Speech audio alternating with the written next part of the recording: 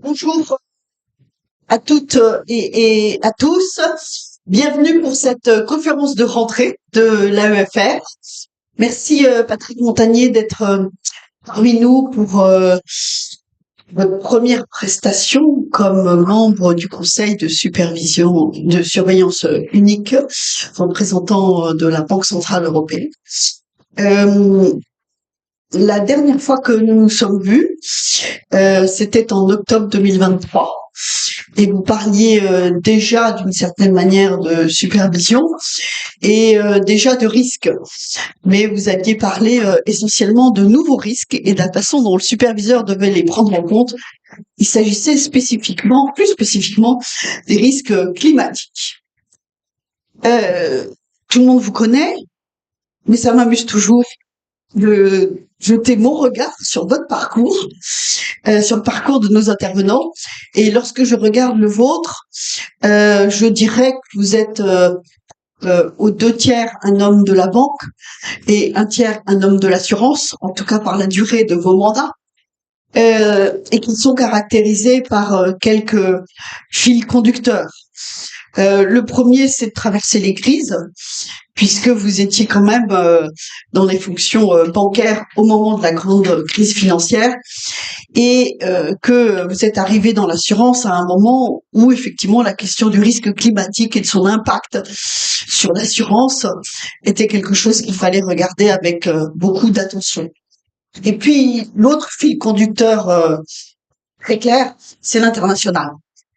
Puisque dans vos fonctions bancaires à la Banque de France, vous êtes un membre éminent du Conseil de la stabilité financière, le FSB, et lorsque vous vous occupez d'assurance, vous avez là aussi des responsabilités et des fonctions importantes à EIOPA. Et aujourd'hui, tout naturellement, vous êtes presque naturellement, peut-être pas tout à fait, grâce à vos mérites, vos talents, votre expertise, vous avez succédé à Edouard Fernandez-Bolo comme représentant de la Banque centrale européenne au Conseil de surveillance unique. Et vous êtes arrivé à un moment, et d'une certaine manière, c'est presque un anniversaire aujourd'hui, puisque je crois que ça fait un an exactement que vous êtes dans cette responsabilité. Et que à l'AEFR, depuis que le SREP, alors j'allais dire l'acronyme parce que moi je vais pas le savoir par cœur, depuis que le SREP a été publié, il y a une certaine gourmandise à se dire mais il y a des choses pas mal dans ce SREP, dans l'étude qui a précédé l'appropriation du SREP, mais au fond, jusqu'à quel point est-ce que c'est vraiment mis en œuvre? Est-ce qu'on s'en sert? Et j'ai l'impression que vous êtes l'homme de la situation parce que de l'année d'exercice que vous avez derrière vous, je vous ai souvent entendu commenter, intervenir pour expliquer la valeur ajoutée de ce SREP. Et je sais que tous ceux qui s'inquiètent du bilan ou qui regardent d'un œil critique le bilan de 10 ans du MSU se disent mais au fond il y a une bonne base avec ce SREP pour une surveillance plus efficace et plus simple des banques. Et je crois que c'est un peu le mandat tel que vous l'avez interprété dans votre rôle au MSU. Et derrière ça, en vous lisant, en regardant ce que vous écrivez, je vois quelques mots-clés, notamment autour des risques. Alors, la dernière fois, c'était les risques climatiques, mais aujourd'hui, je dirais que le risque climatique, c'est un risque parmi d'autres. Et donc, j'ai un petit peu envie de vous demander comment est-ce qu'on articule cette prise en compte des nouveaux risques tout en étant efficace et simple. De nouvelles méthodes, notamment sur l'analyse du pilier 2, qui est ce qui fait, c'est pas un effet d'opportunité, mais enfin, qui donne une attitude au superviseur par rapport au cadre du pilier 1 et qui est là où il y a du qualitatif qui s'introduit, auquel notamment, je crois, les banques françaises, mais pas uniquement, sont très sensibles. Puis, pour moi, le troisième grand chapitre, peut-être, c'est quand même entre le moment où nous étions convenus de cette matinale et le moment où vous allez parler devant nous, il y a eu un été un peu chahuté et où l'expert ou le, le haut praticien de la coopération internationale que vous êtes peut peut-être nous éclairer sur comment est-ce qu'on continue à développer une bonne coopération internationale et intersecteur dans le climat où nous sommes. Voilà. Alors, vous voyez l'auditoire. Ils vont avoir beaucoup de questions à vous poser. Donc, je vous laisse présenter votre propos et puis vous aurez droit ensuite au classique questions-réponses. Merci beaucoup, Patrick Montagnier, d'être avec nous. Je vous remercie. Merci pour l'invitation. Alors effectivement, ce que sous-tend d'ailleurs la présentation par Pervenche Berès, c'est que je suis un vieux dans la supervision, pour le dire tout clair. Ça fait 33 ans que je fais ce métier. Depuis septembre 92, j'ai commencé par le contrôle sur place. Et à l'époque, effectivement, il fallait écoper les restes de la crise immobilière en France 88-91. Pour ceux qui ont l'âge, il y avait quand même quelques grands morts sur le bord de la route, de noms qui ont disparu aujourd'hui, mais le Crédit Foncier, le lycée Sofal, le comptoir des entrepreneurs et quelques autres. Donc j'ai commencé là, dans une crise, j'ai trouvé ça passionnant. Moi j'étais venu à la supervision bancaire pour ça, d'ailleurs pour les crises. En tant qu'étudiant, je trouvais ça fascinant. Grâce à un prof d'économie, vous voyez, dès le lycée, je trouvais ça fascinant, les crises bancaires. Et j'en suis jamais sorti. Et donc en 2008-2012, effectivement, j'ai été directeur en charge du contrôle des grandes banques internationales françaises, BNP, Soc-Gen et toutes les banques internationales en France. Il y avait aussi Dexia dans mon portefeuille, donc de janvier 2008 à avril 2012, je ne me suis pas ennuyé au travers du cycle de crise que nous avons connu. Donc ce matin, je suis là pour vous parler de simplification, de la façon dont la BCE prend très au sérieux cette idée. D'ailleurs, c'est pas nouveau puisque je rappelle que le Wise Person Group, le groupe des sages là qui a fait un rapport, c'était quand même il y a plus de 2 ans. Donc la BCE avait décidé d'entamer ce cycle, et puis ça s'est un peu accéléré sous les pressions diverses et variées. Donc je vais vous faire une très courte introduction parce que je voudrais aussi que vous compreniez de quelle façon. Alors je représente pas toute la BCE, bien évidemment, en tout cas que la supervision, jamais votre partie. Et puis même au sein de la supervision, en tant que personnalité APV, j'ai droit à quelques petits écarts, mais globalement, c'est quand même la vision de la BCE, de la façon dont nous envisageons aujourd'hui ce que c'est que la simplification.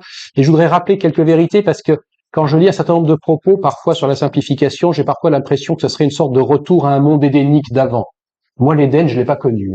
Ce que je viens de vous rappeler rapidement en 33 ans, cet Éden, je vois pas où il était avant. Il m'a toujours semblé compliqué et assez risqué. Donc, on voit bien qu'aujourd'hui, la supervision et la réglementation sont au centre d'une série de critiques. Alors, en partie alimentées, effectivement, par un certain nombre de propos qui sont parfois justifiés. Et le rapport des sages de la BCE avait effectivement pointé un certain nombre de travers. Et on leur reproche d'être supposément trop complexes et de freiner la croissance économique en imposant des exigences excessives aux prêteurs que sont les banques. Et je concentrerai mon intervention sur les banques, mais la critique s'étend parfois à d'autres secteurs connexes du secteur financier. Mais mon rôle aujourd'hui, c'est supervision bancaire. Donc, face aux défis économiques, effectivement, et géopolitiques contemporains, ainsi qu'aux transformations profondes du financement de l'économie, dont les banques d'ailleurs n'assument qu'une partie. Il faut toujours rappeler que le financement de l'économie, c'est plus large que le secteur bancaire, même en Europe où c'est encore très intermédié par la banque. Il est essentiel de prendre un peu de recul pour appréhender donc les enjeux qui sous-tendent aujourd'hui la complexité de ce secteur et de sa réglementation. Donc la Banque centrale européenne, en tant que superviseur direct des 114 plus grandes banques, d'ailleurs on dit 114 plus grandes banques, c'est pas tout à fait exact, c'est 114 plus grands groupes bancaires parce que certains groupes concentrent un certain nombre de banques à l'intérieur. Je pense par exemple au groupe mutualiste, mais même un groupe capitaliste classique peut avoir un certain nombre de filiales. Donc la mission qu'a confiée le législateur, et je voudrais surtout que vous en souveniez, à la BCE, c'est de préserver la stabilité financière et aussi la confiance de nos concitoyens à l'échelle de la zone euro dans le secteur bancaire.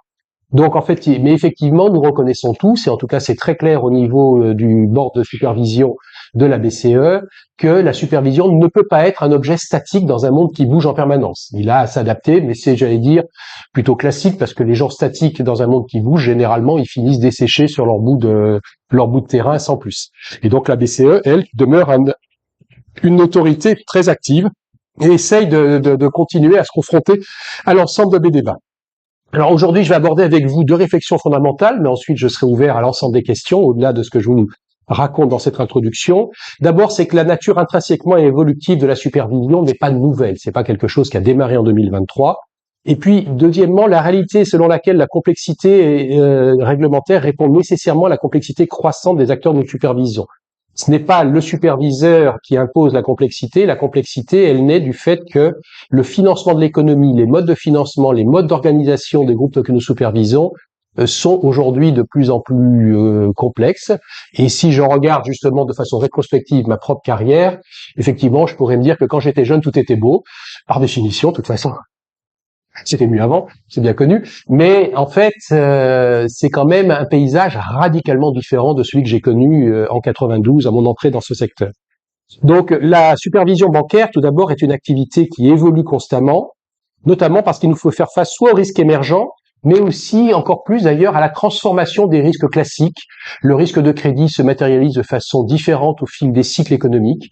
La façon dont les banques prennent les risques aussi se transforme, et donc il nous faut évoluer, et il y a parfois des transformations majeures qui interviennent dans cette supervision. Je crois qu'une des transformations majeures que personne effectivement ne nie, c'est la création de la BCE comme superviseur unique en 2014, venant d'une très forte volonté des États, après la crise de 2008-2012, d'essayer d'harmoniser, et moi j'ai lourdement vécu, si je puis dire quasiment dans ma chair, le manque de coordination au niveau des États membres. Entre 2008 et 2011, ça a été quand même relativement catastrophique, surtout quand vous supervisiez des banques internationales. Mais même sans ça, d'ailleurs, on a vu des États prendre des décisions sur leurs banques locales avec des effets dramatique, soit sur le pays, soit même sur ensuite demain se disait si c'est eux, pourquoi pas d'autres demain, et on voyait des effets comme ça de dominos se mettre en place relativement. Vous savez, vous avez encore plein de places de vente, n'hésitez pas. Hein. Donc voilà, donc depuis 10 ans, si je regarde cette fois-ci du point de vue de la BCE, et je rappelle que la BCE n'est pas seule, hein, la BCE c'est la BCE et l'ensemble des autorités membres de la zone euro. Donc nos guides et nos procédures ont évolué régulièrement. Il a fallu créer depuis zéro quelque chose d'harmonisé, et ça c'était quand même une demande très très forte des banques, c'était d'avoir non pas une série de superviseurs qui chacun dans leur coin interprètent la règle, mais d'en avoir un qui l'interprète de façon commune. Alors, il se peut que l'interprétation qui en a été faite ne plaise pas aux banques, ça c'est une possibilité que je ne peux exclure. Néanmoins, elle a au moins l'avantage d'être unifiée au niveau du territoire de la zone euro, et c'est quand même pour moi un progrès majeur. Et il a fallu essayer de regarder les pratiques des uns et des autres au niveau des autorités nationales antérieures et d'essayer de construire cette nouvelle supervision. Alors c'est parfois un peu lourd, nous le savions. C'était d'ailleurs le prix que nous avions accepté de payer dès l'origine, que le coût de coordination et le coût d'harmonisation seraient un peu élevés parce qu'il allait falloir construire quelque chose de très harmonisé et éviter qu'entre le centre, la BCE et les États membres via les autorités nationales, on ait des applications qui redivergent dans le temps. Donc il fallait effectivement encadrer tout ceci dans des processus suffisamment stricts pour que chacun ne recrée pas. Et puis quand vous créez un centre avec 114 grands groupes bancaires, par définition, c'était beaucoup plus, même la France qui avait un très gros secteur bancaire, il y avait 8 grands services. Déjà, maintenir l'unité d'action des 8 n'était pas toujours facile au quotidien. Mais là, quand vous avez 114 équipes conjointes de supervision, qui ont varié un peu dans le temps, ça a été 110, peu importe, il faut vous assurer aussi que ces 114, plus les autorités nationales qui agissent en délégation sur le terrain au niveau national, agissent toutes avec une seule supervision et qu'on ne recrée pas autant de supervision qu'il y a d'équipes conjointes. Parce que sinon, ce serait une catastrophe pour tout le monde. Donc voilà, donc ce processus, nous l'avons révisé à de nombreuses reprises, et je crois que le précédent chair du board de supervision, Andrea Enria, avant de partir, avait demandé à un groupe d'experts internationaux de se pencher sur les méthodes de la BCE et de regarder, c'est ce fameux rapport des sages, Wise Person Group, qui a abouti à un certain nombre de conclusions disant essayer de rapprocher de la supervision de nouveau des risques, de simplifier les processus et en quelque sorte de débarrasser de l'excédent de règles qui a été utile à un moment donné mais dont il faut aujourd'hui essayer de revenir plus à une approche fondée sur le risque intrinsèque de chacun des établissements que vous supervisez. Donc je conseille d'ailleurs de relire régulièrement ce texte parce qu'il dit des choses toujours très intéressantes et toujours actuelles. Il faut dire qu'il n'a que 2 ans, donc il n'y a pas de raison qu'il soit daté. Donc l'idée, effectivement, et c'est pour ça que dès 2023, et ce que l'actuelle présidente, donc Claudia Bourg, a continué dès son arrivée, en 1er janvier 24, c'est de nous concentrer sur les risques les plus importants pour chaque banque, plutôt que de tout revoir avec la même intensité chaque année. C'était l'idée. C'est pas la peine de tout refaire du sous le plafond. Il y a quand même des constantes qui ne bougent pas aussi facilement que ça. Et il y a des risques, en revanche, qui peuvent évoluer plus fortement et qui sont pas les mêmes d'une banque à l'autre. Certaines banques étant très nationales, donc pouvant être très liées, par exemple, à une conjoncture locale. D'autres étant très internationales, d'autres faisant des activités de marché, certaines pas du tout. Certaines étant concentrées sur certains risques de crédit, d'autres, au contraire, étant multi-boutiques, si je puis dire. Donc, il y avait cette idée de se refocaliser sur le risque intrinsèque de chaque banque, avec quand même une analyse aussi transversale, puisque nous pouvions avoir des volontés de suivre plus particulièrement un risque au travers du secteur bancaire de la zone euro. Donc, bien évidemment, tout ceci sans affaiblir la sécurité que nous étions censés apporter, que nous sommes toujours et que nous apportons toujours à l'ensemble des citoyens européens. Donc, ces fameuses décisions SREP, qui sont simplement le processus de supervision annuel par lequel le superviseur tente d'analyser les risques de chacune des banques pour lui allouer une sorte d'intensité et en déduire ce que nous appelons un pilier 2, c'est-à-dire des exigences additionnelles de fonds propres par rapport à celles qui découlent de l'application quasi mécanique de la réglementation, dit pilier 1. C'est une idée d'ailleurs qui dans ce pays n'est pas nouvelle, puisque la commission bancaire avait introduit cette idée du pilier 2 via des injonctions de capital supplémentaire dès 2006-2007, via un outil qui était certes imparfait juridiquement, puisque la réglementation ne le prévoyait pas tout à fait sous cette forme-là, mais nous avions décidé qu'un outil juridique qui ne sert pas est un mauvais outil juridique, donc nous l'avions utilisé. Et en 2008, ça s'est révélé d'ailleurs plutôt confortable que d'avoir demandé des exigences additionnelles, puisque les banques françaises avaient abordé, par rapport à certaines de leurs concurrentes, le cycle de crise en un peu meilleure posture en termes de capital. Au total des courses, ces mesures aujourd'hui ici du SREP se concentrent désormais les messages clés avec les exigences prudentielles que nous voyons pour chacune des banques et les risques majeurs, effectivement, nous analysons. Nous avons tenté de grouper ça dorénavant sur une dizaine de pages maximum, en espérant que la nature humaine ne refasse pas de l'inflation sur le nombre de pages. C'est toujours la tendance de vouloir tout mettre. Et puis, avec des annexes pour les détails, pour expliquer, quand nous avons analysé quelque chose, pourquoi nous l'avons analysé de cette façon-là. Et donc, le nombre de mesures correctives qui sont communiquées à l'issue de ce cycle, et là, les lettres sont en train de partir, sont déjà parties, je ne sais plus. Dans un mois, voilà. Voilà. Pour la version finale, il y a déjà une communication avec les banques qui a eu lieu juste avant l'interruption des vacances. Les banques ont pu répondre pendant le mois d'août. On va analyser les réponses et les lettres définitives vont partir là, avec donc un raccourcissement de ce cycle en nombre. Et puis on est passé donc d'environ 700 mesures en 2021 à moins de 400 prévues en 2025. C'est pas le but ultime. C'est la première année que donc nous appliquons ce SREP réformé. Et avec au plus ensuite, c'est cette approche qui devrait être aussi en l'approche multi-annuelle. Je me méfie parce que à force c'est parfois les mots anglais me viennent, c'est catastrophique. Et quand je suis à Francfort, c'est l'inverse, c'est le français qui me vient, voire l'italien, ce qui est encore pire. Donc voilà. Mais en tout état de cause, les banques restent pleinement responsables des mesures qu'elles ont apportées pour toutes ces actions correctives, y compris de celles qu'elles pourraient identifier ou que la BCE pourrait identifier en dehors du cycle annuel du SREP. Alors cette dynamique s'illustre également parfaitement lorsqu'on compare la supervision bancaire de 99 à celle d'aujourd'hui.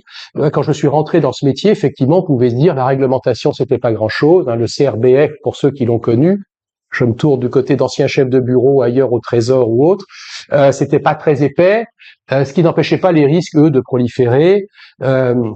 Mais néanmoins, puisque je suis à Paris aujourd'hui, quand vous prenez la place bancaire de 99, par exemple, j'ai choisi 99 exprès, le nombre de banques encore présentes sur la place était radicalement différent de celui d'aujourd'hui. Le secteur s'est très largement concentré.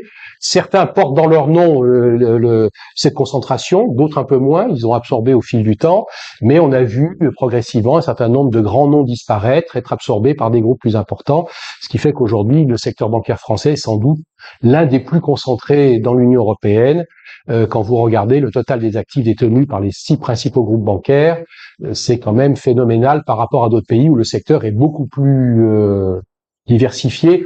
Encore que, quand on a certains groupes qui appartiennent à un même schéma, ce qu'on appelle l'IPS, la schéma de garantie, on se rapproche quand même d'un équivalent groupe.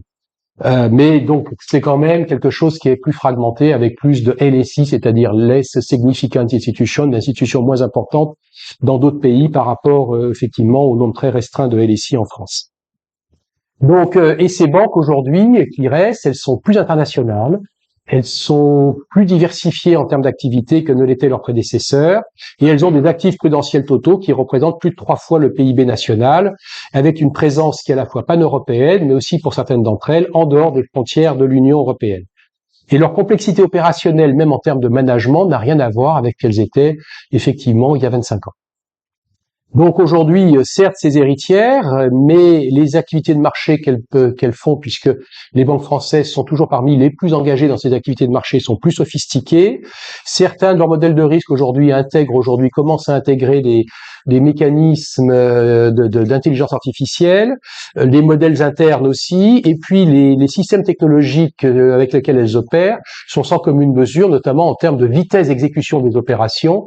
Et cela vaut pas seulement d'ailleurs pour les activités les plus complexes de marché, où effectivement on a bien vu que parfois la nanoseconde était devenue quelque chose, un enjeu absolu, mais ça vaut même pour simplement les paiements retail.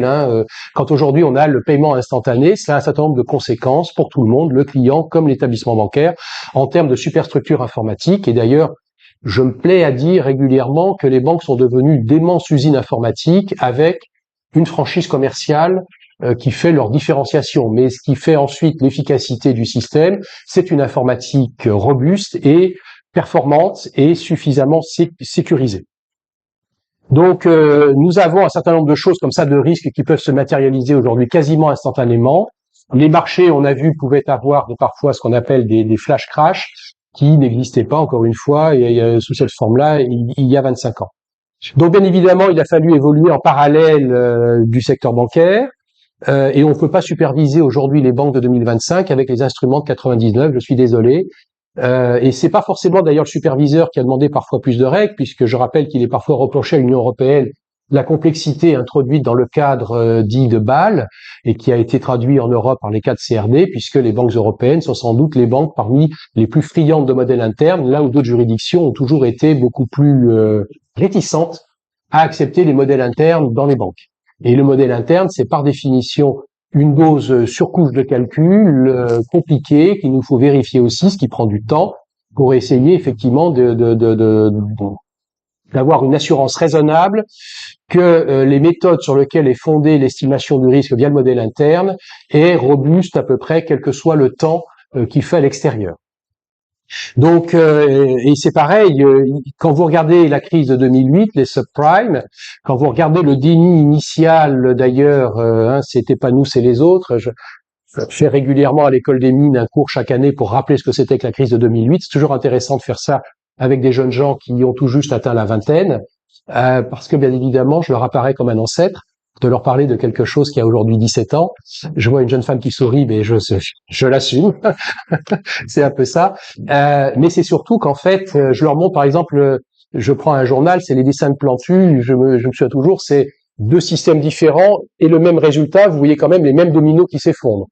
Donc chacun disait c'est la faute de l'autre, mais en définitive le résultat était le même, et avec une capacité pour l'Union européenne de se remettre de cette crise qui a été beaucoup plus longue que les États-Unis, puisque nous avons été aussi beaucoup plus longs à tirer les conséquences en termes de correction.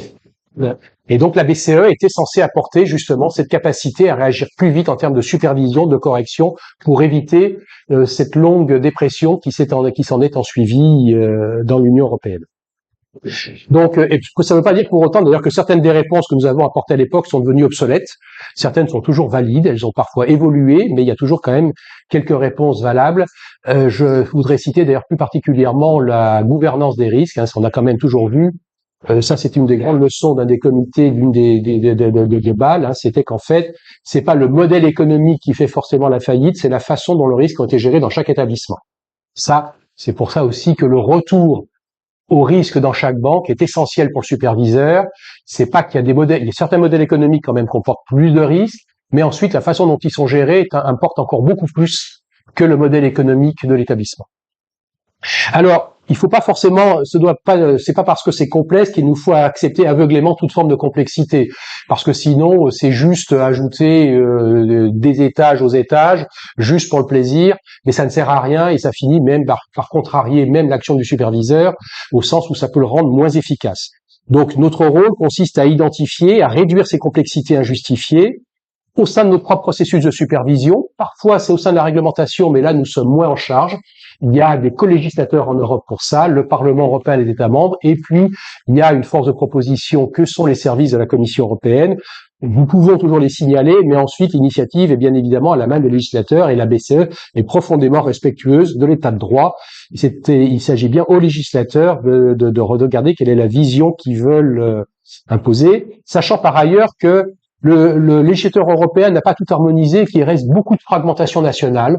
Il reste beaucoup d'endroits où, dans le secteur bancaire, il existe encore des règles qui sont purement nationales et pas tout, et avec des États qui peuvent prendre des décisions potentiellement contradictoires entre eux, ce qui ne facilite pas complètement, effectivement, l'avis du superviseur unique et l'avis des banques, d'ailleurs, dans ce secteur. Toujours est-il que pour nous, l'essentiel, c'est de préserver la stabilité du secteur.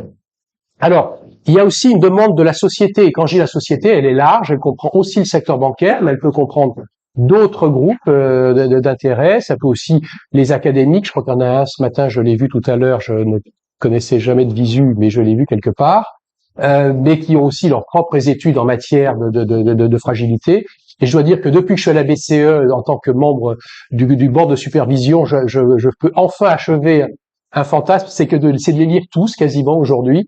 Alors que je n'avais pas le temps quand j'étais dans la supervision au quotidien. Donc aujourd'hui, j'ai enfin cette capacité de pouvoir le faire. Quand vous êtes dans l'action au quotidien, c'est pas toujours facile. Là, en tant que membre du board et pas en exécutif, c'est quand même une facilité qui m'est offerte. Mais vous avez aussi les clients, consommateurs, vous avez les États eux-mêmes qui ont des intérêts en la matière. Donc la réglementation obéit à un certain nombre de forces et de demandes de protection. Et bien évidemment, cette demande de protection impose que les règles soient adaptées à chaque contexte spécifique. Il peut y avoir des particularismes de situation. C'est pas la même chose dans une banque de détail régionale ou une institution systémique au niveau mondial avec une empreinte internationale. Il y a une granularité réglementaire qui peut paraître complexe, mais qui reflète aussi parfois la diversité effective du paysage bancaire européen et qui peut répondre aussi parfois à la demande des acteurs qui disent « Ah oui, mais avec une règle trop générale, vous comprenez, à force d'être high level, ça cadre mal avec ce que nous sommes, donc on voudrait quelque chose qui… » Avec les risques et périls de ceci, puisque de toute façon, plus on précise et moins on attribue la complexité du vivant, à mon avis, est toujours plus forte que la complexité de la régulation. Je vais finir par vous casser, je bouge beaucoup, votre micro. Il convient d'ailleurs de rappeler que c'est pas l'administration ou même le superviseur qui fait les lois, et donc le législateur lui-même peut être influencé par son contexte national. C'est un truisme, mais il faut le rappeler, dans les 21 États membres, il y a des secteurs bancaires très, très différents, avec des natures de banques très différentes, avec des tailles très différentes. Ce qu'on appellerait une petite banque en France peut être une banque importante dans un autre État membre. Et cela dit, il n'y a pas de petits États membres, simplement il y a des États dont la taille économique n'est pas la même que d'autres. Et donc tout ceci est aussi reflété dans la réglementation, puisque vous savez comme moi que la législation européenne, d'ailleurs c'est vrai au niveau national aussi, reflète à un moment donné un certain nombre de points de vue qui finissent par s'harmoniser dans une règle unique, qui s'applique pas forcément de la même façon à tout le monde. Alors chaque dérogation, chaque adaptation sectorielle, chaque mesure de proportionnalité traduit parfois un arbitrage politique, souvent légitime entre différents impératifs, stabilité financière, compétitivité économique, spécificité nationale. Dans un marché unique où la libre circulation des capitaux est en principe la règle, des normes communes sont censées garantir un niveau de protection équivalent pour tous les épargnants européens, qu'ils résident à Chambéry, je suis désolé, j'en suis originaire, à Sienne ou à Wiesbaden, pour prendre les 3 plus gros États en termes de population de l'Union. Ceci n'empêche pas toutefois que les États membres aient parfois laissé subsister des règles nationales, dès lors qu'aucune règle européenne ne s'y oppose. Pour ceux qui demandent pourquoi Wiesbaden, c'est la ville de la chaire, donc voilà. Sienne, non, pas du tout. Mais voilà. Donc, en plus des règlements contraignants, donc nous publions des orientations qui visent à clarifier notre approche des règles prudentielles. Alors, les institutions bancaires nous demandent d'ailleurs très légitimement de la prévisibilité. Et ça, c'est important pour un superviseur de ne pas être imprévisible, de ne pas débouler comme ça un matin avec voilà. Et donc, il est normal que nous passions beaucoup de temps à essayer de communiquer ce que nous pensons être d'abord les risques qui nous intéressent le plus une année donnée. Donc, on tente de le faire aussi avec un cycle pluriannuel et on affiche ceci de façon la plus transparente possible. Nous sommes compris ou pas, c'est un autre sujet, mais en tout cas, nous le disons. Et puis aussi, nous essayons aussi, lorsque des règles peuvent s'appliquer à des banques différentes, de traduire un peu ce que nous attendons, nous, la façon dont nous avons compris la règle. Et donc, nous publions des guides, des orientations, des questions-réponses. Alors, ce rôle est d'abord et avant tout attribué à l'autorité bancaire européenne, qui a la charge d'harmoniser la façon dont la réglementation est appliquée dans les 27 États membres, puisque je rappelle que l'union bancaire est un subset, une sous-partie. Nous sommes 21 sur les 27, mais qu'il reste 6 États en dehors de l'union bancaire et de la zone euro. Donc, c'est d'abord le rôle de l'EBA, qui est ici d'ailleurs 6 à Paris, dans lequel siègent tous les superviseurs nationaux. Mais la BCE, pour son rôle de propre superviseur, a aussi un certain nombre d'orientations qui sont publiées et que nous soumettons à discussion, parfois assez longuement d'ailleurs. Il y en a toujours une aujourd'hui qui est toujours en cours de révision à la suite des nombreuses réponses faites par un certain nombre de gens, puisque c'est publié assez largement. Donc, et si on prend par exemple le dernier processus dit de fast track, je suis désolé de l'anglicisme dans cette salle, que nous développons actuellement pour l'évaluation des transferts significatifs de risque dans les opérations de titrisation. L'idée, c'est de réduire substantiellement les délais d'instruction pour les opérations qui sont suffisamment simples et standardisées. Néanmoins, pour être certain que tout le monde comprenne bien ce que nous appelons simple et standardisé, il nous a fallu l'expliquer. Alors, ça peut être vu comme une complexité additionnelle, mais en même temps, on ne peut pas laisser chaque banque définir ce qu'elle appelle simple et standardisé. Je suis désolé. Ça, moi, toutes mes racines de superviseur s'y opposent. Parce que je sais très bien que sinon, j'ai autant de simple et standardisé qu'il y a d'institutions bancaires au niveau de l'Union européenne. Et c'est classique, c'est normal. Chacun voit midi à sa porte. C'est comme ça. C'est pas une critique d'ailleurs, c'est juste une réalité. Je fais avec. Moi, je sais pas. Il y a des choses sur lesquelles je peux avoir un jugement, d'autres sur lesquelles je contente juste de constater. Donc, le superviseur explique ce qu'il estime lui être simple et standardisé, et pour lequel il est prêt à avoir une approche très simplifiée. Pour le reste, on repasse dans la moulinette d'études plus longues. Donc, la simplification procédurale exige ainsi paradoxalement parfois un texte plus détaillé sur la forme, dans un souci de transparence aux critères d'évaluation. Et ce souci de transparence, il joue pas seulement vis-à-vis des banques, il joue aussi vis-à-vis des investisseurs. Il faut que les investisseurs sachent, quand on a évalué quelque chose comme étant simple et standardisé, qu'effectivement, ça a répondu à un cahier des charges. Et c'est normal pour tout le monde. Je rappelle que nous ne travaillons pas seulement pour les banques, nous travaillons aussi pour leurs clients, c'est-à-dire le déposant, etc. Mais ça peut être aussi les investisseurs qui achètent ces titrisations et qui donc débarrassent la banque d'une partie de ses risques. Donc tout ceci et la réussite de ce type de processus dépend du fait que chacun joue le jeu. Parce que bien évidemment, nous gardons toujours la possibilité d'aller vérifier que ce qui était convenu ex ante a bien été appliqué ex post. Parce que sinon, ça marche pas. Donc le message que je souhaite vous faire passer aujourd'hui, repose sur un équilibre délicat mais indispensable.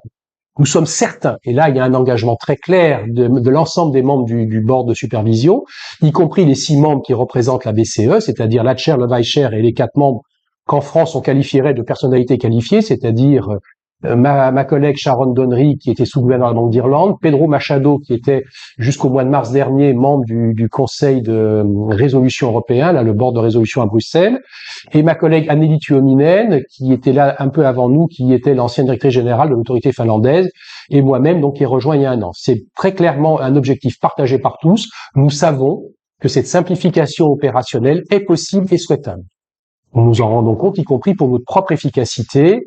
Claudia Bourg l'a dit plusieurs fois. Hier matin, Sharon Donnery a publié un blog post sur ce sujet, renvoyant à des pages sur le site internet de la BCE, sur ce que nous entendons par simplification. Donc notre mission implique d'identifier, de réduire ces complexités injustifiées.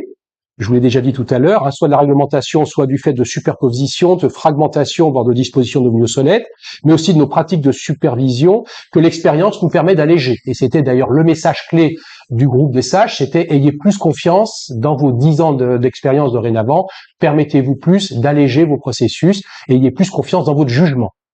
Ça, c'est important. Nous pouvons toujours revoir certaines règles, rationaliser certaines procédures, clarifier certaines attentes. Cette démarche d'amélioration fait partie intégrante de notre mission et de notre responsabilité. D'autre part, nous ne pouvons pas ignorer que la complexité des banques et l'évolution constante des risques imposent une vigilance particulière. Les défis auxquels nous faisons face, comme la transformation numérique, les risques climatiques, et c'est effectivement là mes années de superviseur assurance m'ont énormément aidé à comprendre l'impact de ces risques climatiques. Les évolutions géopolitiques, et là nous sommes gâtés depuis quelques années, Je rappelle que la géopolitique, c'est pas un risque nouveau. Simplement, sa matérialisation intervient aujourd'hui dans des secteurs sur lesquels nous n'attendions pas. C'est ça qui est nouveau. Il y a eu des stabilités très très fortes pendant longtemps dans certains sur cette géopolitique. Il y avait des constantes qui aujourd'hui sont assez radicalement bouleversées. Et donc, tout ceci ne se prête pas des solutions simples parce que ce ne sont pas par nature des problèmes simples. Donc, la résilience dont a fait preuve le secteur bancaire européen depuis plusieurs années montre qu'une réglementation de supervision forte constitue des garde-fous essentiels. Je voudrais pas rappeler qu'en 2023, tout le monde trouvait que la réglementation européenne, en définitive, avait du bon et avait permis d'éviter une contagion brutale de ce qui s'était passé dans d'autres juridictions. Puis, en brutalement en 2024, mon Dieu, tout était acheté. Il y a des jours, je me dis, j'ai dû me tromper de siècle. On doit parler de 2006, mais non. On parlait bien en 2024. Pour ceux que ça intéresse, je renvoie toujours à un article de presse. Je vais citer le journal Les Échos, 2006, juin 2006. Les banques n'ont jamais été aussi sûres. Je laisse à chacun le soin d'apprécier l'ironie. D'ailleurs, il n'y était pour rien. Le journaliste, il reprenait juste les agences de notation, puisque j'en ai une dans la salle. Oui, pardon. J'ai beau passer à Francfort et avoir franchi le Rhin, il me reste comme ça quelques coups du griffe régulièrement. Donc aujourd'hui, si vous voulez, les affaiblir, ces règles, ça c'est un credo très très fort partagé par tout le board. Les affaiblir serait risquer d'ouvrir la porte à de futures crises systémiques. Ça justifie notre vigilance, légitime notre existence en tant que superviseur et nos exigences, et que cela explique aussi d'ailleurs notre adaptation constante. Donc très clairement, l'état d'esprit avec lequel nous travaillons, la simplification, c'est pas celle qui consisterait à ignorer la complexité du réel, mais celle qui permettrait de traiter cette complexité de manière plus efficace, plus transparente et plus proportionnée. Il nous appartient de simplifier nos pratiques de supervision sans en affaiblir la portée ultime. Et c'est dans cet esprit que nous travaillons, que nous continuons à faire évoluer nos pratiques. Tout n'est pas encore fait. Je l'ai dit récemment dans une interview à la revue Banque ici dans ce pays. Nous continuons de travailler sur tout un tas de processus. La BCE n'est pas coutumière des effets de manche. Elle continue de travailler très sérieusement, de regarder chacun des sujets. Nous avons annoncé 6 grands chantiers et derrière, les équipes ont pris la chose très au sérieux, travaillent avec les équipes nationales aussi, c'est pas un champ fait à Francfort, pour comprendre ce que nous pouvons simplifier. Et donc, sachant que nous gardons très fortement à l'esprit que notre mission première demeure la protection de la stabilité financière européenne et à travers elle, la sécurité de l'épargne de nos concitoyens et leur confiance dans les institutions financières. Il n'y a rien de pire qu'une crise de confiance. Ceci étant dit, je suis prêt à vous écouter, d'abord, et à répondre à votre question dans la mesure du possible. Je vous l'ai dit, tout n'est pas fini, nous sommes en cours et nous travaillons le plus sérieusement possible. Il y a bien une chose dont on ne peut pas critiquer la BCE, c'est qu'elle est toujours très sérieuse.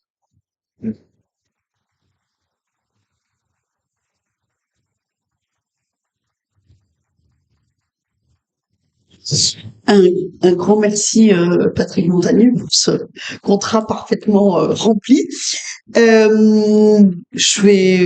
Normalement, je pose la première question, mais je vais peut-être d'abord me retourner vers la salle parce que je suis sûre qu'il y a des questions. Voilà, on va prendre les trois premières. On en prend 3 en même temps. Hein. Allons-y, oui. J'ai essayé de m'en souvenir, mais sinon vous m'aiderez. Il faut parler dans le micro pour l'enregistrement. Et si vous avez la gentillesse de vous présenter. Lucie Perrin pour la Banque Postale. J'avais une question par rapport aux 6 grands chantiers que vous venez de mentionner, qui permettent du coup de simplifier la supervision sans affaiblir ni sa portée, ni la confiance des épargnants. Quels sont-ils? Vous les faites à la suite les 3 ou oui, la suite, comme ça, on ne sait jamais, il peut y avoir un peu d'overlap en bon français. C'est public. Oui, le cas, c'est d'accord.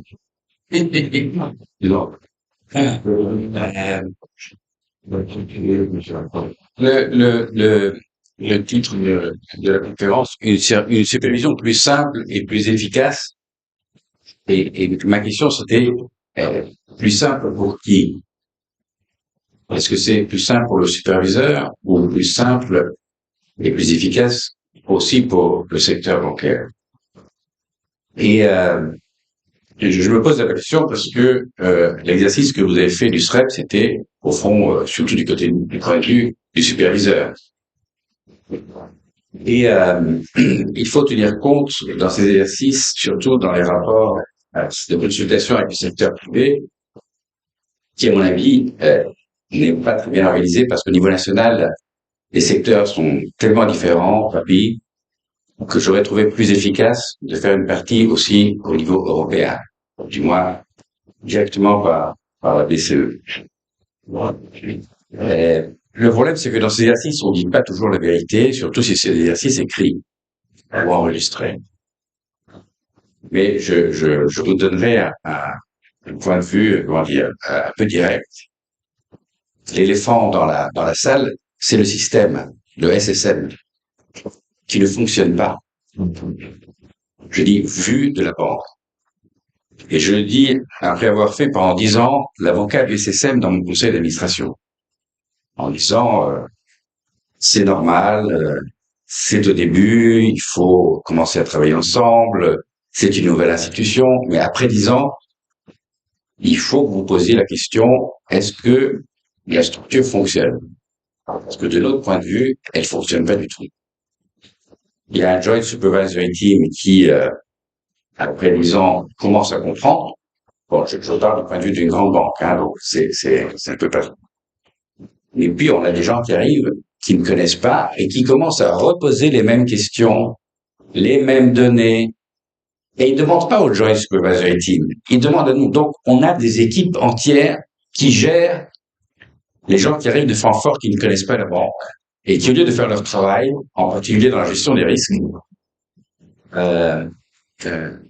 sont utilisés pour éduquer les gens qui arrivent de Francfort. Ce que c'est, par exemple, j'ai fait moi-même cet exercice moi-même, je passe du temps pour expliquer, par exemple, ce que c'est que originate to distribute.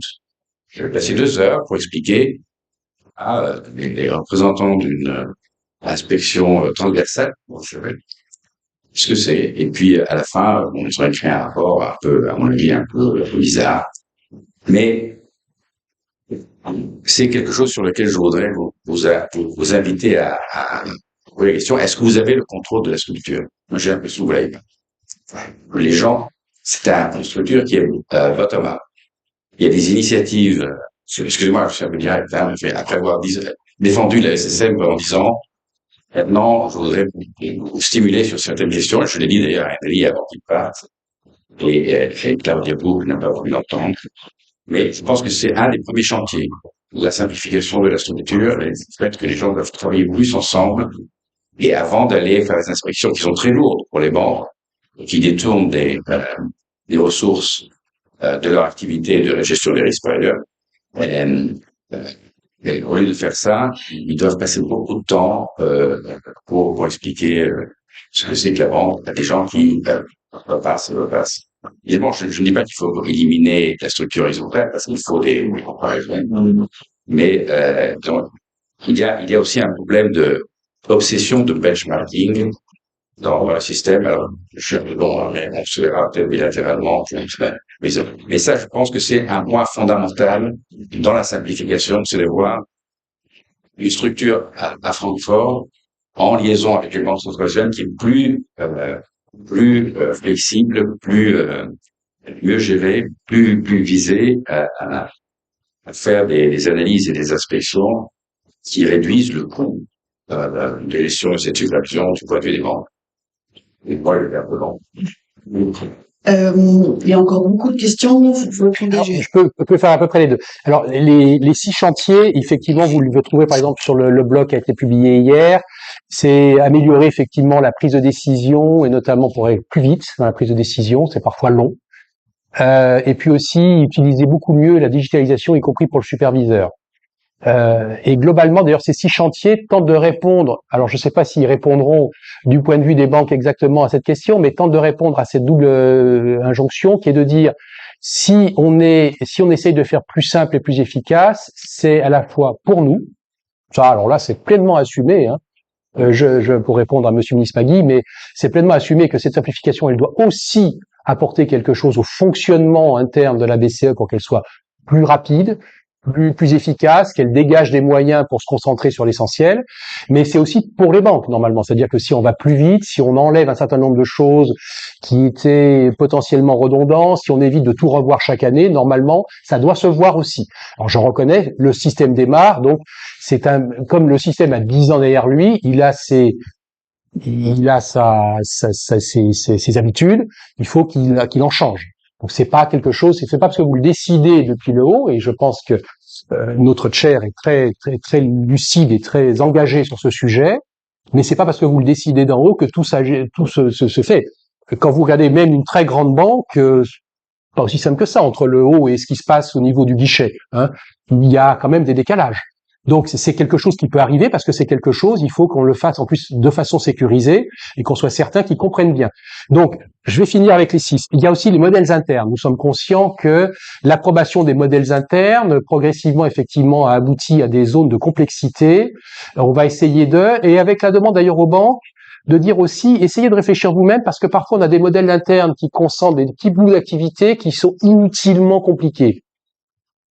Donc peut-être les banques aussi vont se poser des questions parce qu'à chaque fois qu'elles changent quelque chose, la réglementation prévoit que la BCE puisse intervenir. Alors ensuite, il y a des discussions, c'est quoi un changement significatif de modèle? Est-ce que c'est à l'intérieur du modèle ou est-ce que c'est l'impact de ce modèle sur l'ensemble de la banque? Donc c'est là où il peut y avoir des problèmes divers et variés. Vous avez le stress testing. Nous savons que c'est une activité qui n'est pas transparente, hein, stricto sensu pour les banques, pas plus pour le superviseur d'ailleurs. Elle nous coûte aussi beaucoup d'efforts. Donc comment est-ce qu'on peut arriver à améliorer le stress test sans être en permanence effectivement à épuiser tout le monde de part et d'autre de la table. Il y a aussi toutes les décisions qui sont relatives aux décisions en termes de capital.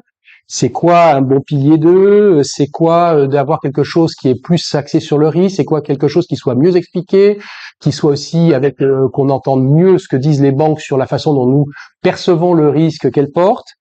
Et puis il y a tous les aspects de reporting. Alors la BCE, on est en partie à des reporting parfois un peu ad hoc. Donc il faut voir est-ce que tout ceci est toujours nécessaire, est-ce qu'on ne redemande pas sous une forme légèrement différente quelque chose qui existe déjà ailleurs. Ça c'est un peu toujours la tentation du superviseur. Le reporting n'est jamais exactement celui qu'il voudrait. Ça nous le reconnaissons aussi. Donc qu'est-ce que nous pouvons faire, sachant que l'essentiel de la tâche reporting c'est au niveau de l'agence bancaire européenne.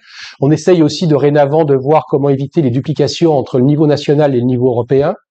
Donc tout ceci, ça suppose quand même de le remettre sur la table, de regarder ce à quoi. Alors bien évidemment, chaque fois que vous touchez au reporting, moi je me souviens avoir fait ça il y a en 2006, avec ce qui s'appelait à l'époque encore le CEPS et pas ABA, vous avez toujours un chien de garde devant chaque case. Hein.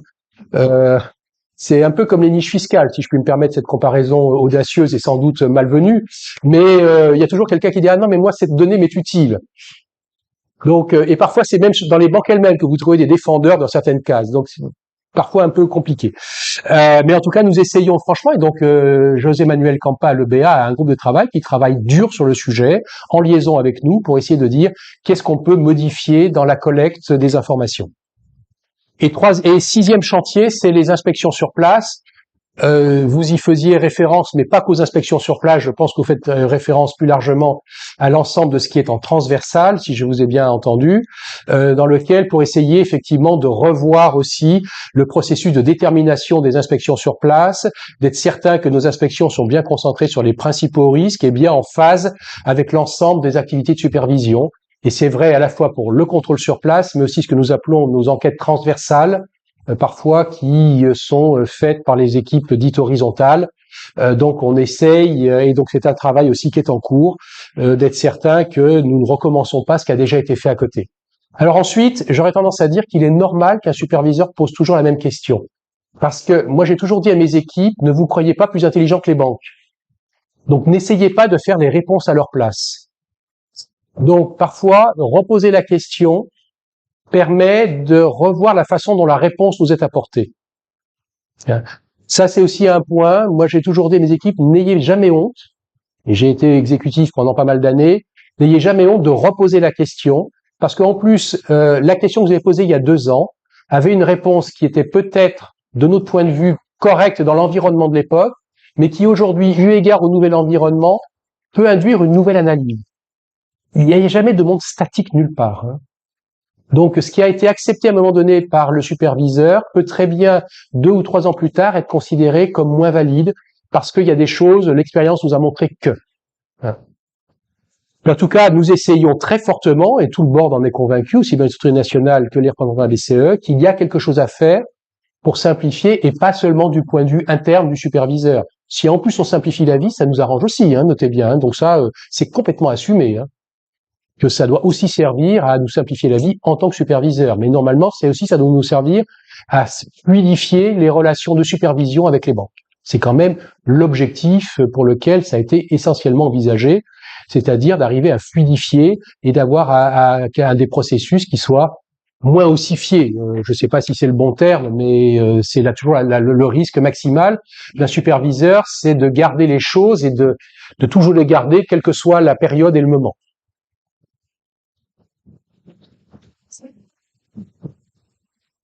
Bonjour, Myriam Mahou des BCE. Moi, j'avais une petite question sur la réforme SREP.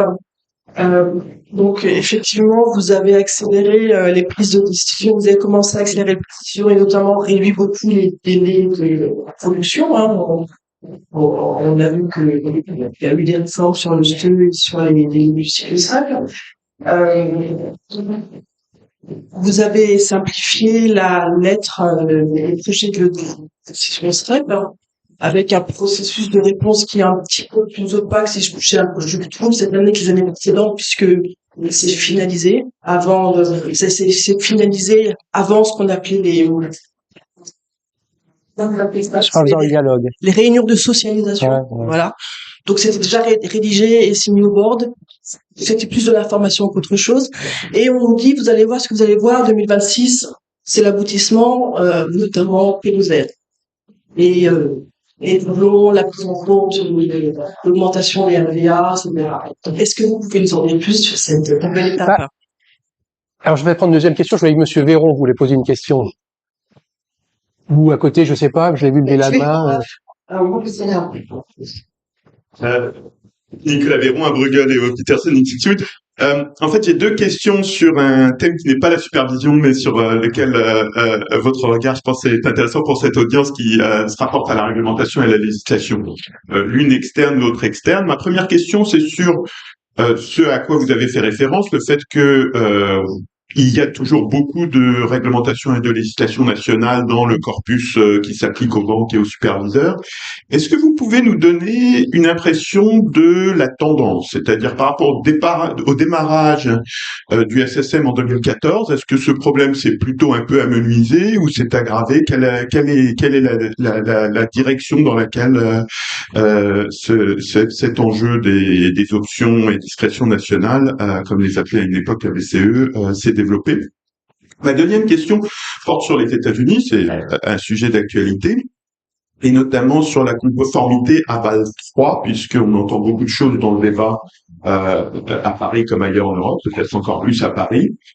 Est-ce que votre sentiment, y compris en mettant dans la corbeille les annonces récentes, c'est que pour les GC, pour les très grandes banques américaines, les États-Unis sont en train de rester dans l'ensemble conforme à Bâle III, ou est-ce qu'ils s'en éloignent? Si vous pouvez nous donner une vision d'ensemble sur ce point, merci. Alors, la réforme du SREP, oui, c'est le premier exercice.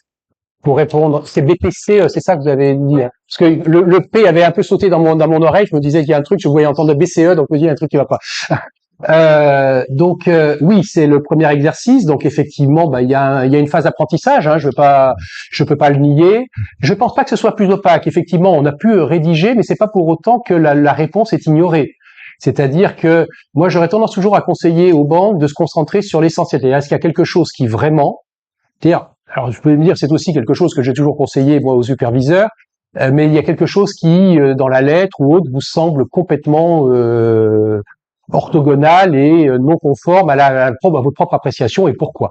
Donc effectivement, et donc 2026 est censé être effectivement l'année pleine de choses. On va aussi regarder l'expérience cette année, ce qu'il en est sorti. Donc c'est un processus qui se fait aussi en marchant. Il n'y a pas un cerveau, tout ne sort pas casqué beauté de la cuisse de Jupiter dans ce système. On a beaucoup réfléchi, on a essayé de travailler, on a écouté le Wise Person Group. Le FMI est récemment passé aussi, il a fait un FSAP complet, donc nous avons le rapport complet qui a refait des observations sur ce sujet. Donc on écoute tout le monde, y compris les banques. Même si elles ont tendance parfois à penser qu'on ne les écoute pas, mais si aussi. Alors bien évidemment, elles ont des avis différents en fonction de leur taille, du pays, etc., de leur positionnement stratégique. Néanmoins, d'essayer d'écouter tout le monde et de se faire notre propre vie.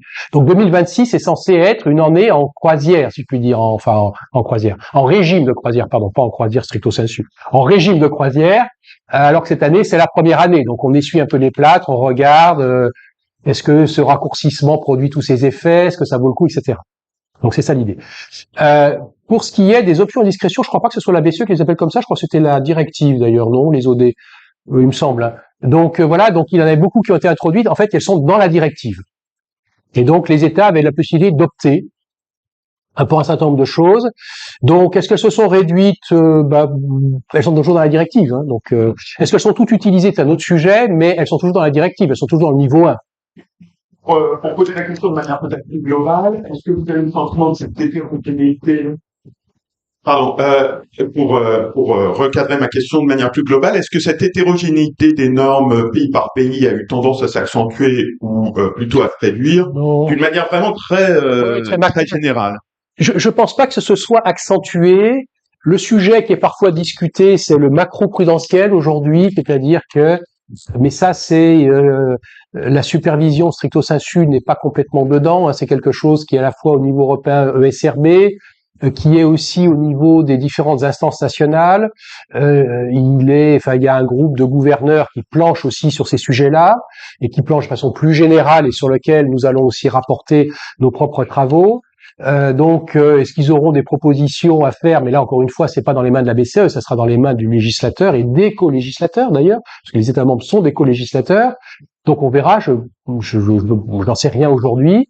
Donc il y a, en tout cas, on voit très bien qu'il y a des remarques qui sont faites sur ce sujet. Est-ce que cette multiplicité de possibles mesures macroprudentielles s'est accrue et peut nuire globalement à la lisibilité globale du système? C'est ça la question qui est posée. Certains la posent de façon très directe, d'autres sont plus nuancés, mais enfin, je pense que personne ne l'ignore, y compris au sein du monde des superviseurs. Voilà, donc il y a quelque chose comme ça. Ensuite, vous avez des propositions parfois qui visent à réintroduire, mais pour le futur, plus de discrétion nationale. Il y a eu des papiers qui ont circulé de façon très officielle d'ailleurs. Voilà. Est-ce que c'est l'avenir? Non. Je pense quand même qu'au bout de 10 ans, il y avait bien conscience au niveau de la table de la supervision quand même qu'on était dans un bateau commun. Donc je pense que cet esprit, cette européisation du droit de supervision s'est fait. Mais quand on dit européisation, c'est pas seulement européanisation, c'est-à-dire c'est pas seulement une norme qui vient du haut, il y a aussi eu parfois un certain nombre de choses nationales qui ont été embarquées dans l'Europe. Quand vous regardez le fit and proper, on a bien deux mécanismes, un mécanisme européen, on a bien eu une espèce de tentative de fusion des deux. C'est pour ça que c'est pas forcément toujours de l'européanisation. Alors j'introduis peut-être, c'est peut-être juste un néologisme. Je veux bien le reconnaître et je veux bien battre ma coulpe sur le sujet. Mais donc, il y a bien eu un état d'esprit, me semble-t-il, qui est beaucoup plus, par rapport à ce que j'ai connu avant 2014, qui est beaucoup plus commun. Ça, de mon point de vue, c'est indéniable. Ensuite, bien évidemment, les pays demeurent les pays membres. C'est le principe même de fondation de l'Union européenne. C'est une juridiction qui tente d'être unifiée, mais qui demeure quand même avec 27 États membres. Ça, personne ne peut le nier. Les États-Unis, la comparaison avec les États-Unis est toujours complexe parce que le FMI, il dit des choses sur conformité à Bâle III ou pas. Il a d'ailleurs critiqué l'Union européenne pour certaines choses qu'il estime non conformes à Bâle III.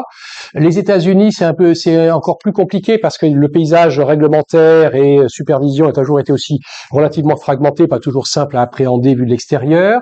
De surcroît, l'économie n'est pas financée de la même façon.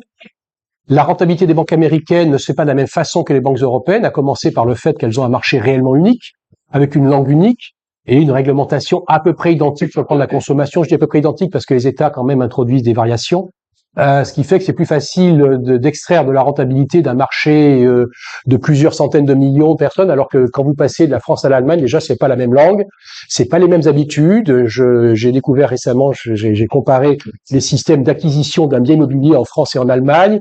On est dans deux mondes séparés. On parle pas de la même chose. Voilà. Donc, bien évidemment, c'est plus compliqué de faire de la synergie sur la banque de détail quand vous êtes en Europe par rapport aux États-Unis. Donc, la rentabilité qui en découle est aussi fragmentée. Il en est de même pour les fees. Par exemple, je voyais récemment qu'un certain nombre de sociétés américaines se plaignent des fees prises sur les paiements, les cartes de paiement aux États-Unis, en comparaison de l'Europe. Effectivement, les banques européennes sont un peu plus cadrées sur les commissions qu'elles peuvent prélever et les commissions d'interpaiement, etc., etc. Inversement, aussi des banques qui vendent beaucoup plus d'actions, enfin de titres, etc. Donc, ils ont des commissions là-dessus qu'ont beaucoup moins les banques européennes. Donc, tout ceci rend compliqué la comparaison. Il y a aussi les GSE, les Government Sponsor Entities, qui permettent aux banques américaines d'évacuer une grande partie de leur bilan les prêts hypothécaires, sachant en plus que 50% de ce marché hypothécaire est fait via ce qu'on appelle des non-banques aux États-Unis. C'est des sociétés de crédit qui ne sont pas supervisées en tant que banques et qui font, alors pour reprendre le mot de tout à l'heure, qui font de la originate to distribute immédiatement, c'est-à-dire qu'elles font le crédit, mais elles sont juste un point de passage temporaire auprès d'investisseurs et elles ont juste originé un crédit, mais vous avez 50% du crédit hypothécaire américain qui n'est pas fait par les grandes banques américaines, ni même par les banques de détail locales, mais qui est fait par des sociétés de crédit dont personne ne connaît le nom ici en Europe.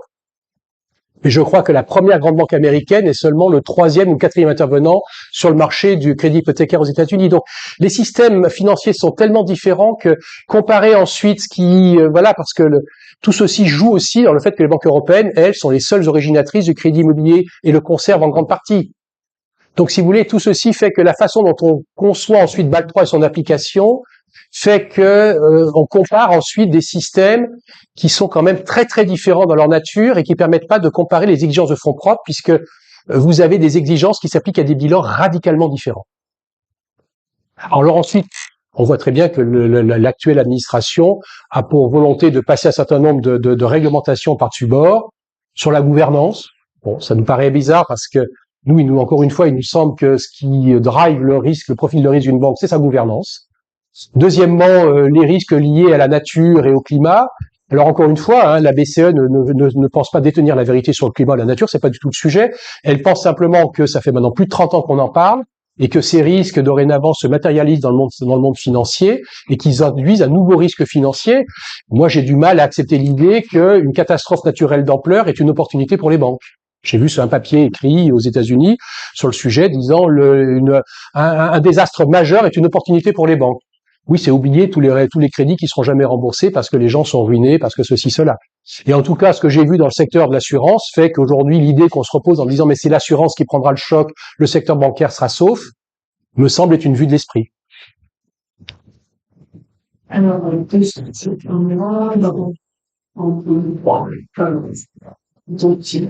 bonjour, je suis. Vous m'entendez? Je suis Fanny Roux. Moi, je vous entends, mais la salle, je sais pas. Ok. Je suis Fanny Roux, journaliste pour Abax à Bruxelles. Je rebondis sur deux points que vous avez évoqués. Ce que vous attendez du paquet de la Commission sur la supervision bancaire en décembre. Puisque là, c'est concret, il va y avoir des propositions a priori législatives. Et sur les institutions non bancaires, vous venez de les évoquer. Est-ce que il y a eu plein de papiers compris de la BCE pour expliquer le risque, etc. Est-ce que là aussi, vous pensez qu'on va dans un délai assez court, on va dire sur ce mandat, vers un resserrement de la supervision de ces institutions?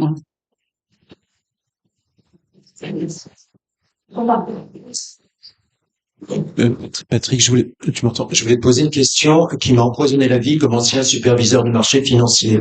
Et les structures des banques françaises sont très intégrées. Il y a des branches partout dans le monde et pas des filiales. Il y a que la Deutsche Bank qui fait pareil.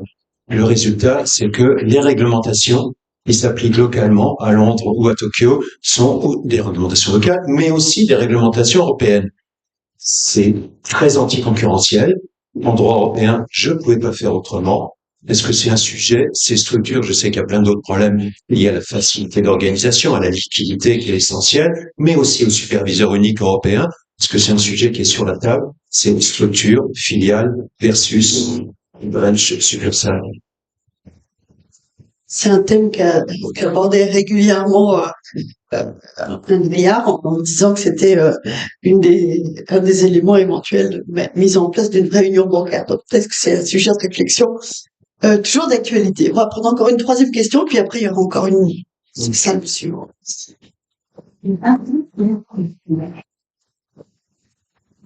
Bonjour, je vous remercie pour votre intervention. Et je voudrais savoir, vous avez cité les échos. Les échos, donc 2006, les banques n'ont jamais été assez sûres, si sûres. Et finalement, arrive la crise des subprimes, qu'a posteriori, tout le monde peut expliquer, enfin presque tout le monde, mais votre expérience en tant qu'homme de terrain, ayant fait des enquêtes sur place en 92, maintenant avec votre vision aussi de haut niveau, est-ce qu'on est condamné à être aveugle sur le futur, en prospective, ou alors est-ce qu'on est condamné à réagir?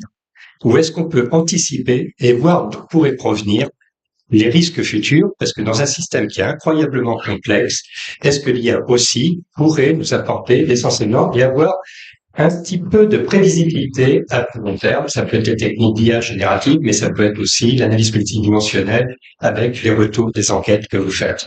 Ou alors est-ce qu'on est vraiment condamné à 4-5 ans à être aveugle et à voir tomber des risques qu'on n'avait pas prévus? Ok, qui m'a posé la première question? Presse. Ah oui, la deuxième, c'est toi. Oui, pardon, c'est l'inverse, oui. Alors, d'abord, la BCE n'attend rien par définition, le législateur est souverain.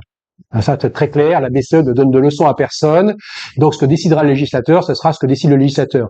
La seule attente générale qu'a la BCE en tant que superviseur, c'est de dire que, quelles que soient les réformes qui soient introduites, ce que nous demandons, nous, de façon constante, c'est que cela n'affaiblisse pas ni l'idée d'Europe, pour commencer, ni la stabilité financière, parce que c'est quand même notre mandat essentiel, sauf à ce qu'il soit codifié, ce mandat est toujours dans les mains du législateur potentiellement, mais c'est quand même important, mais je crois que c'est important surtout pour l'ensemble des acteurs économiques, parce que avoir confiance dans son secteur financier, c'est quand même vital pour le fonctionnement de l'économie moderne. Ça, je veux dire, on ne refera pas les choses.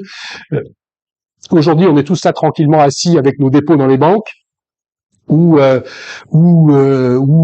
assuré contre l'incendie ou autre, c'est parce qu'on sait que derrière il y a des institutions qui sont suffisamment puissantes pour vous permettre de récupérer vos avoirs. Donc ça, c'est vraiment la seule attente forte de la BCE. Ensuite, on peut avoir des discussions, on est consulté comme expert sur tel ou tel aspect, sur telle ou telle chose, on donne notre avis. Quand il y a des consultations publiques, la BCE publie son avis publiquement, parce qu'elle fait pas ça derrière les rideaux. Encore une fois, elle a toujours le meilleur souci quand même d'essayer. Et puis ensuite, on intervient un peu partout pour dire voilà ce que l'on pense. Ensuite, la Commission entendra pas. Encore une fois, elle fera son job de Commission européenne, et puis les États membres le feront à leur tour. Dans l'intervalle, il y aura aussi sans doute la restitution du rapport de ce groupe de haut niveau là des 6 ou 7 gouverneurs, plus Sharon Donnery, qui remettra de façon générale sa vision de réglementation supervision. Donc ça, voilà. Est-ce qu'il y aura un paquet, ce qu'on appelle NBFI? Je n'en sais rien, j'en suis pas tout à fait certain. C'est toujours un peu tricky comme terme non-banque, parce que moi j'ai jamais rencontré quelqu'un dans la vie qui se présente en disant bonjour Patrick, je suis une non-banque. J'ai eu des gens dans ma vie, certains se sont présentés en me disant je suis assureur, il y en a dans la salle. D'autres m'ont dit je suis fonds d'investissement, je suis private equity, j'en ai eu pas mal. Non-banque, ça recouvre des réalités très différentes. Nous, ce qui nous intéresse en tant que superviseur bancaire, et il peut y avoir d'autres idées au niveau de l'ESRB, c'est-à-dire European Systemic Machin Board, pas la résolution, toujours un peu complexe cette histoire. C'est compliqué en français parce qu'en anglais ça sonne mieux. Donc, c'est de dire tout simplement, en tant que superviseur, nous, ce qui nous intéresse, c'est de savoir quel lien les banques entretiennent avec ce monde qui n'est pas supervisé de la même façon. Alors, ça ne veut pas dire qu'il n'est pas supervisé. Les assurances ont une supervision très stricte. Donc, de ce point de vue-là, moi, j'ai toujours tendance, c'est une affirmation permanente chez moi de dire, dans NBFI, déjà, écarter les assurances, parce que certes, c'est pas des banques, mais après tout, c'est pas non plus un optimum dans la vie d'être une banque, mais elles sont supervisées, régulées très strictement. Donc déjà, c'est pas le même sujet qu'ailleurs. Le deuxième, c'est d'essayer de comprendre les liens, de toute façon, que les banques entretiennent avec l'ensemble de ces acteurs. Certains de ces acteurs, aujourd'hui, ont atteint, à mon avis, une taille au niveau mondial qui pourrait tout à fait justifier de se poser la question de leur systémicité. Je suis pas sûr que ce soit la tendance aujourd'hui au niveau mondial, on verra ce que donne le FSB, les futurs travaux, mais qui en plus, ils cumulent ces acteurs plusieurs segments d'activité dans ces activités dites non bancaires, dont certaines d'ailleurs ressemblent étrangement à une banque. par ailleurs. Ils accordent des crédits de façon assez large. Donc on a bien quelque chose ici qui se joue. Nous aujourd'hui, notre rôle, ce qu'on essaye de comprendre, en tout cas les moyens le pouvoir légal qui est celui de la BCE en tant que superviseur bancaire, c'est d'essayer de comprendre les liens que les banques ont avec ces gens, sachant que ces liens peuvent être directs. Vous pouvez prêter à des fonds de private equity, parfois pour faire du levier. Vous pouvez couvrir des risques qu'ils ont, quels que soient, etc. Donc faire du hedge, la couverture de risque. Mais vous pouvez avoir des fois du risque indirect et vous pouvez avoir prêté aux investisseurs qui eux-mêmes investissent. Vous avez des fois du double levier dans le système. Ou vous avez prêté, vous avez private equity quelque part, puis vous avez prêté à la cible pour son exploitation. Donc on essaye de comprendre tout ça. Il y a certains liens que les banques appréhendent plus facilement que d'autres. D'autres, on s'aperçoit que c'est pas toujours aussi facile que ça pour elles, donc on leur demande d'essayer d'améliorer leur capacité à détecter les liens qu'elles ont avec l'ensemble des acteurs qui gravitent autour de ce monde. Maintenant, je suis pas dans le secret des dieux en matière de législation, mais je crois pas que ce soit exactement sur la table aujourd'hui.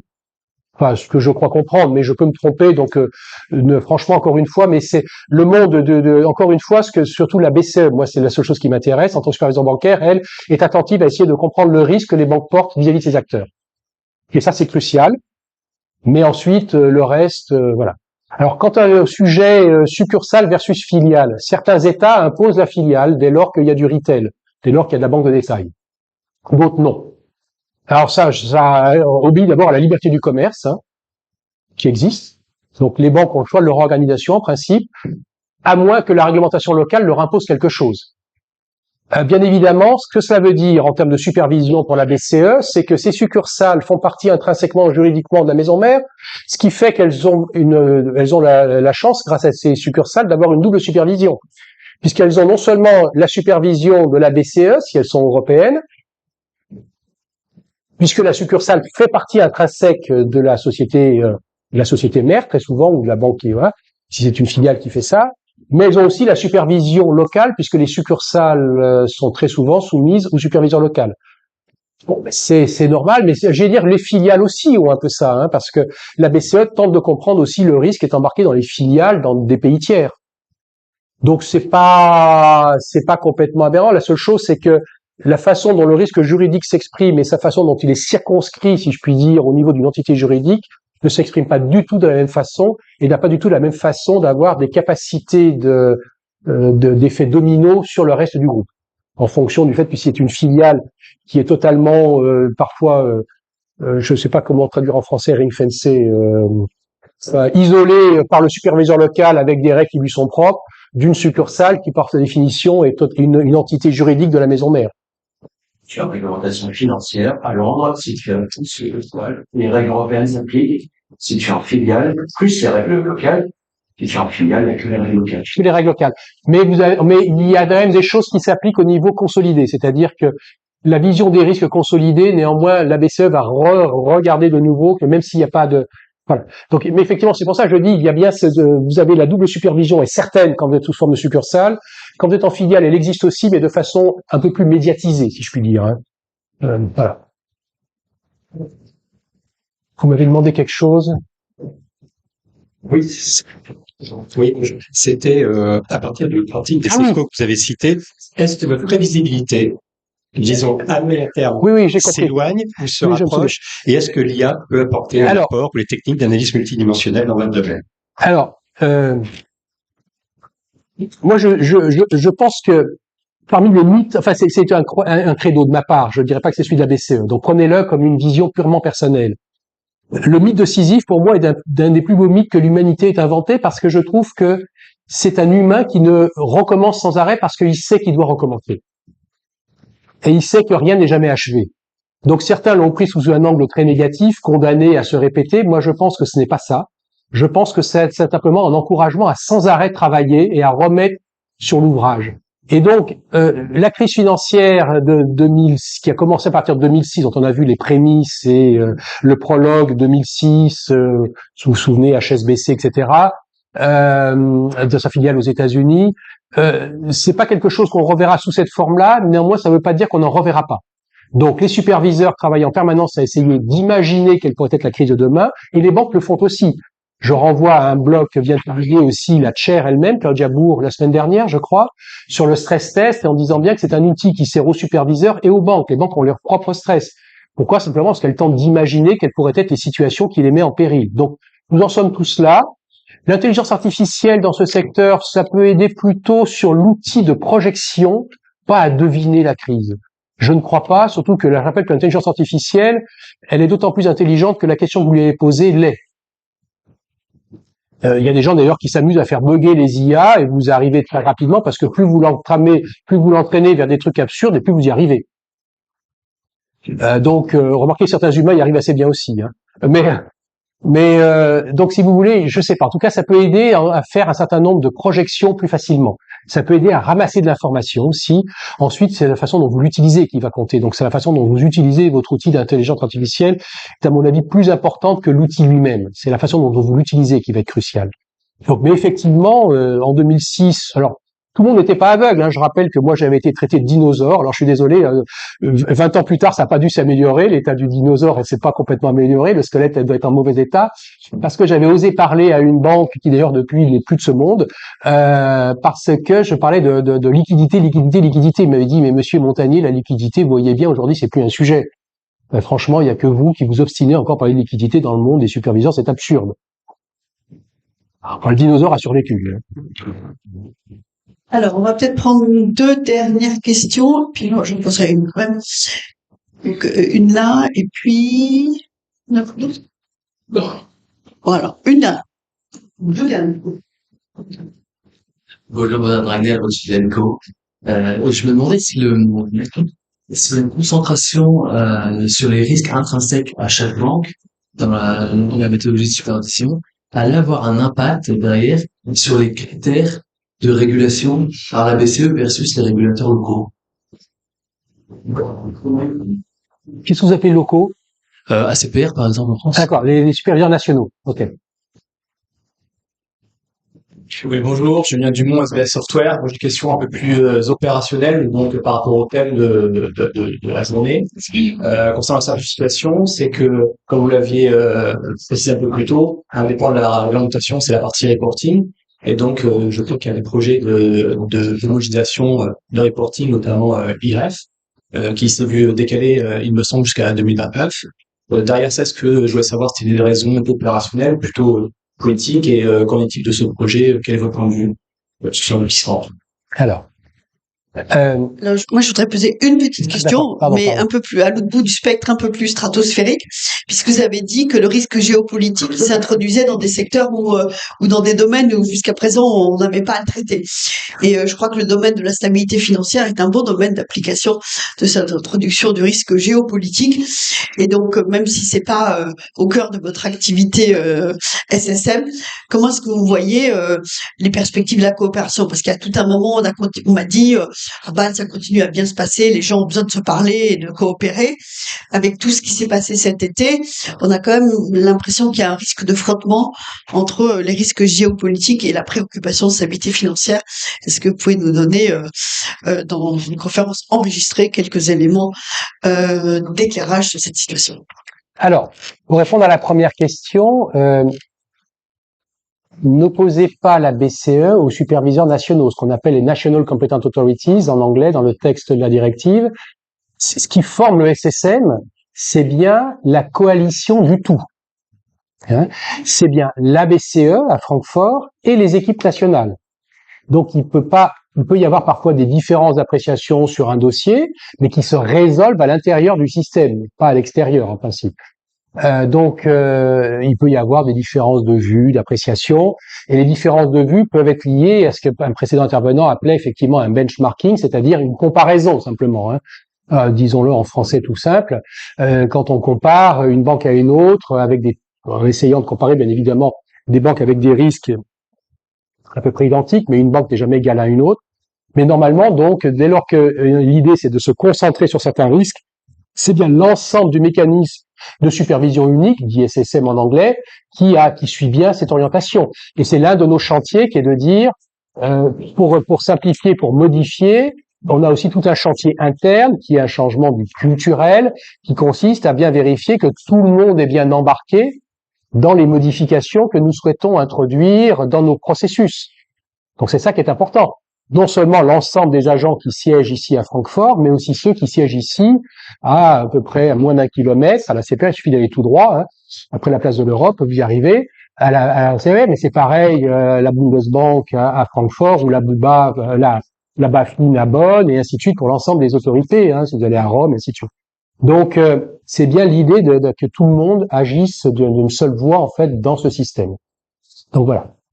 Sur la partie, est-ce qu'il y a IREF? IREF, c'est un projet qui est très large, hein, qui embarque à la fois la partie banque centrale, c'est-à-dire les statistiques monétaires, etc., et la partie supervision, dont nous ne sommes qu'un bout, si je puis dire, et pas forcément toujours le plus gros d'ailleurs. Et donc, pourquoi c'est décalé? Parce qu'il y a effectivement des aspects opérationnels importants. Il faut pas se tromper, c'est un projet d'envergure. Et il y a des aspects budgétaires, hein, ils sont certains. Et puis, il y a des aspects aussi opérationnels, y compris pour les parties prenantes que sont les déclarants. C'est-à-dire comment on fait pour progressivement substituer un mode de déclaration à un autre, comment on vérifie que l'ensemble des gens qui sont alimentés par ces données ont bien toujours accès à ces données. Enfin, c'est quand même un gros projet opérationnel. Donc, il n'y a pas de raison politique, enfin, politique au sens, il n'y a pas, c'est juste qu'il faut bien réfléchir. Est-ce que ce projet apporte effectivement une valeur ajoutée à l'ensemble des acteurs qui justifie les investissements que tout le monde va devoir faire pour s'adapter à cet nouveau mode de collecte des reportings.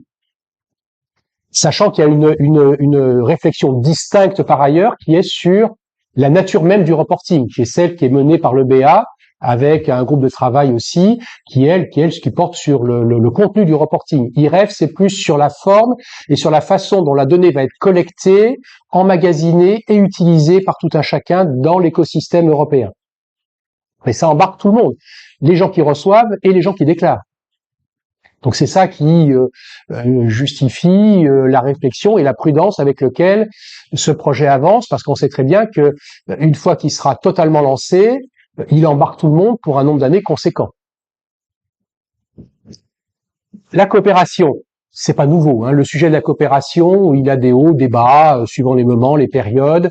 Il a toujours été un peu frictionnel par définition. Hein. Les autorités ont des systèmes différents. On le voyait en Europe, hein, tout simplement, à niveau de l'Union. Les États membres ont parfois des idées différentes.